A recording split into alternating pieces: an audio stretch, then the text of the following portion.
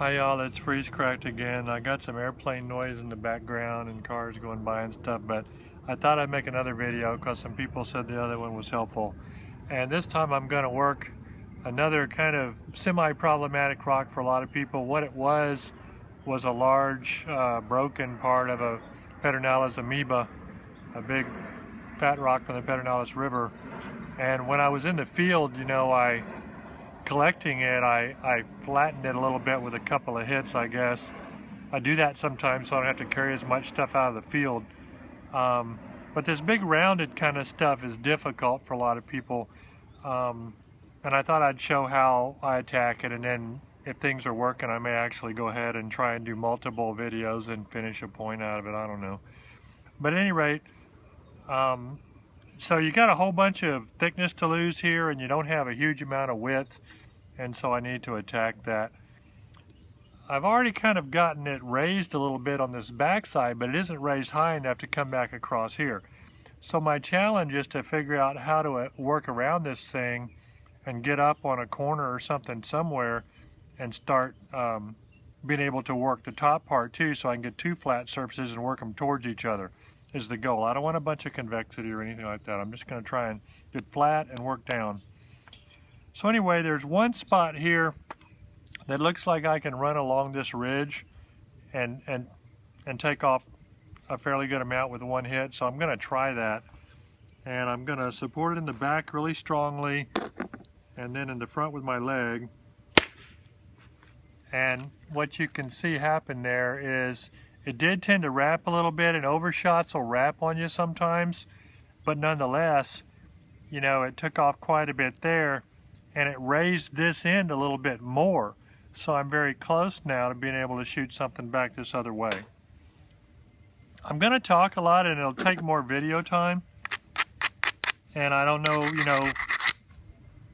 how well it'll come towards finishing a point that way, but I'm actually trying to just help with understanding how to do stuff, so finishing a point isn't that critical. When I took that flake, it created a ridge along here, and there's quite a bit of thickness in the middle, and there's also somewhat of a platform right there that's pretty good. So I'm going to hit it right down here and see what I can get out of there.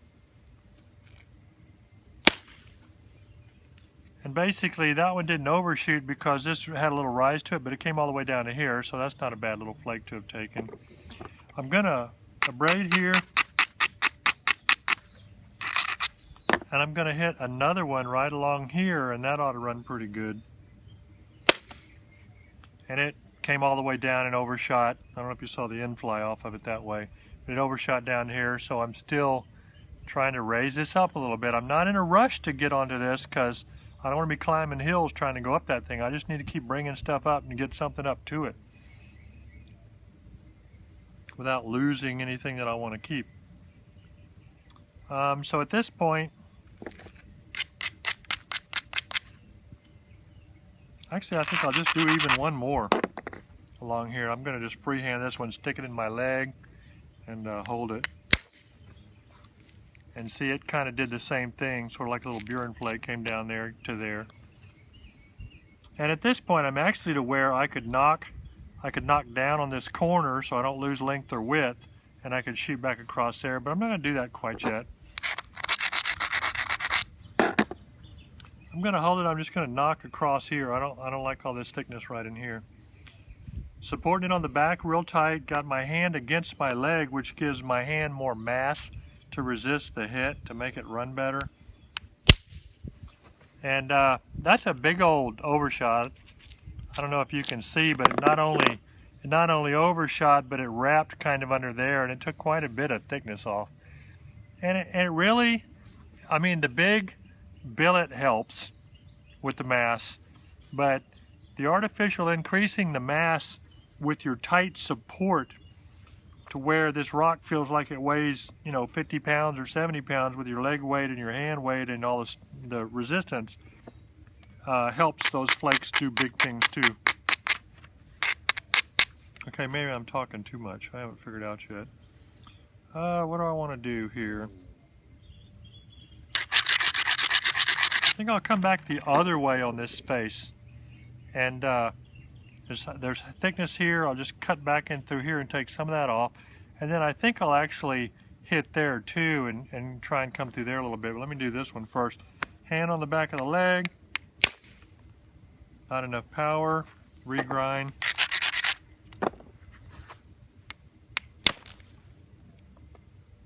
That didn't do good at all. Ignore the fact that you saw that. I'm going to come over here on this one. Okay, so then that took some thickness out, which isn't a bad thing to have happened. Since I knocked this down and boogered it up a little bit, it ended up raising that quite a bit. So I'm just going to go ahead and leave this like it is and abrade downward, raise that, and hit back the other way. I really shouldn't try and do videos.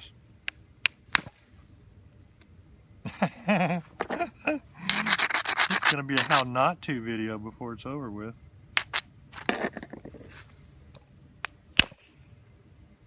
Okay, Rock, you're not cooperating. Man, this would be embarrassing if I cared. Sometimes the rock end up being a little harder than they look. This looks like fairly decent stone. Okay, I'm just opportunistically creating some stout edges and trying to hit. I've got one here I can hit that way a little bit and one there. See what I can do here. Alright, so that hit and brought it down to here and was a fairly good flake. I don't worry about hinging stuff out as long as I'm getting the thinning. If I hinge it past halfway or whatever, anywhere where I can get back the other way on it, I don't care. In fact, sometimes I do it on purpose. Alright, so I'm going to do cross in here a little bit. No, I'm not. There we go. There's another one down to that hinge. You can see, I don't know if you can see, splatter right in here. And one right here. And I thought that video I did yesterday was bad, but this one's going to be much worse. Okay, so I don't know if you can see that, but what I did was I brought this down quite a bit and I hinged the crap out of it down here. And am I worried about that? No. The reason why not is I'll show you.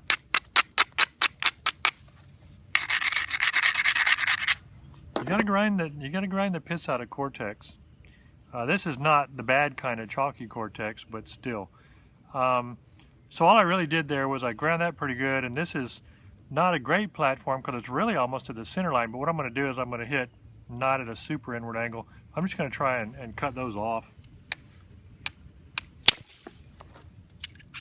And I don't know if you can see well, but what I just did was I just cut all the way of them off and blew off the other side, raising it towards the face that I want to flake. So now, see, this is almost above, it's almost high enough to where I can abrade it down or tap a little bit on it and raise it up, and then I can shoot back across here, which is the whole goal when you're trying to flatten something that's like an egg or a loaf of bread or something. And this face actually, I mean, y'all thought I was screwing up pretty bad, but that doesn't look too bad. So, you know, wait till laugh at the end, you know, if it's all on the tar, but okay, so this is the kind of thing you normally should never hit, and so I'm just going to show you I do a lot of stuff wrong on purpose. This is more or less a vertical platform, and I'm going to try and just barely catch it on a tiny little nub here and just take off a little bit of that. And I don't even know why I'm doing it, but I think I did it just to kind of show you that I can. And if you'll notice, that big old billet, man, that's an overshot flake right there, and I just barely touched that platform. So, hey, you know, I mean, good things can happen sometimes. Even a broke clock is right twice a day is what I always say about my work. Okay, well, I'm just about down to where I can do some stuff here, maybe. I think I'm going to hit one more on that platform there across here and get a little bit more weight off this end. That was not worth doing. This is a comedy of errors. Okay, so, you know, my thickness is here, my length is here. Here's kind of a corner. I'm going to knock that down and try and shoot one. So that's knocked down, so now it's above the center line. And before I turn it around and hit that, this is kind of in the way. and I've got some thickness through here, so I'm going to try and abrade it even more to make sure I'm hitting on good rock, and I'm going to try and hit some of this thickness off that way. And you know, basically that was an overshot too. It overshot right here and it spread out and feathered out right in there, but that was a very useful flake because of quite a bit of thickness in the center there. And see, here's the deal. I mean, I had this big old amoeba thing, and if you'll notice, I still haven't lost width, and that's just really sort of the goal. Just all depends on what kind of point you're trying to make. I mean, it's already getting kind of not wide enough for certain things, but it's not bad. Okay, Chatterbox Wednesday, I guess. I don't like having thickness on my ends. Thickness on the ends, you forget. If you forget you got thickness on the ends, eventually you're gonna end snap them. Although, here's the deal about end snap. End snap occurs when you hit down and set up an oscillation or something that amplifies and this way. If you support it and make your flake run laterally, or if you hit inward and make the flake run laterally, it isn't putting that kind of stress on the thing, and it doesn't fall in half. So for those people who say, well, you can't hit on the point or the end of something, yes, you can, but you have to do it right. If you do it right, you won't break it. So I'm going to hit inward a little bit and just try and cut some of this mass. Just a little thing there, but I just created a pretty good little platform here, and there's more thickness there. I'm going to go ahead and hit right into there too. And I'm supporting it down at this end, and I always jam the stuff in the back of my hand, and I put fingers under here and finger up there. So really I'm like smothering this rock. And then I put whichever finger's closest to the platform underneath the platform and hit it. And that one actually ran, believe it or not, I don't know if you can see it, but it ran to past the center line on that little bitty old flake. And it has to do with the support, and it has to do with the billet mass. And by the way, I'm getting to swing a lot slower than some people do because I'm using a more massive billet, and that helps me with my accuracy also. All right, so I still have a little bit of thickness in here, and I'm going to go ahead and hit again on there, and I don't know what else I'll do after that, but so that did some good. I just can't see this viewfinder hardly to see what I've got on the viewfinder for y'all to see. I've got another thickness right in here. I'm going to go next to that one. And that came down there nicely and kind of smoothed it out. What I try and do is, you know, I'm like, where's my point in this thing? And as long as I can see that my thickness is still there, where the point is supposed to be, then I don't worry about it. You say, well, he's hit awful high up there. Yeah, but I'm just about to the center line, so the point still has room to be in there.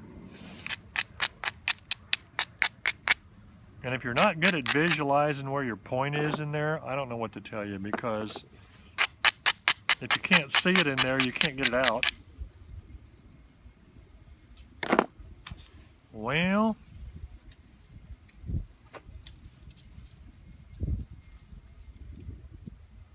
where do I want to attack? I think I'm just going to go right here, and I'm going to hit downward on this corner. Maybe.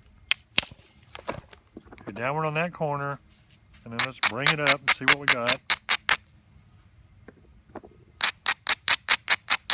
The problem is some of these things are like a kind of a double skinned cortex, and when you're trying to do what I'm trying to do, you really sort of need a steeper angle than I have, and you really, when you're trying to hit hard, you really need to not be hitting on cortex. But oh well. So I'm not high enough on this, and I'm not at the steep angle I want to drive into to really cut through a lot of thickness with a real flat flake. So I'm going to punt a little bit and hit at a little more of an angle and not take a big old long overshot flake, but still see if I can get into this thing a little bit and get something started on this side. And I'm jamming it in the back of my leg really good. And what I did was much better than I thought. Sometimes that support underneath, you know, you'll swing down and the support underneath will just make it kind of wrap itself and run, and it overshot. So I actually did a real good deal with that. And I hit it pretty hard too, though. I think probably on camera my swing speed is deceptively slow looking, but there's a fair amount of force going in there. I've got a little freeze crack in there that may or may not be a problem. We'll find out eventually. So anyway, got that done. So now, how much time have I spent? Oh my gosh, it's 15 minutes already? All right, I'm doing another one. Bye.